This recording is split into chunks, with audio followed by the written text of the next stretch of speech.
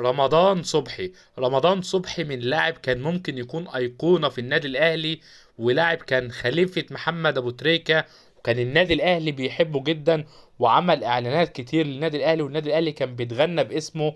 لاعب كان من محبوب لجمهور النادي الأهلي من هو لاعب عنده 17 سنة، وخدنا معاه الدوري الممتاز المصري لما كان مجموعتين. كان لعيب الناس كلها بيقولوا ان هو واحد من احسن اللعيبه في مصر، ولعيب كان هيبقى اسطوره في النادي الاهلي. للعيب راح بيراميدز عشان خاطر الطموح، لعيب بقى منتهي، لعيب بقى جمهور النادي الاهلي جميعا في الاستاد بقى بيشتمه، لعيب بقى مكروه من النادي الاهلي، لعيب بقى ما بياخدش ولا بطوله من 2020 مع النادي بيراميدز. بيقول ان هو ساب الاحتراف وساب النادي الاهلي عشان خاطر بيراميدز وعشان خاطر الطموح. وللاسف مصر خسرت موهبه كبيره زي رمضان صبحي، لعيب كنا بنشوف ان هو هيبقى اسطوره لمنتخب مصر والنادي الاهلي، بس للاسف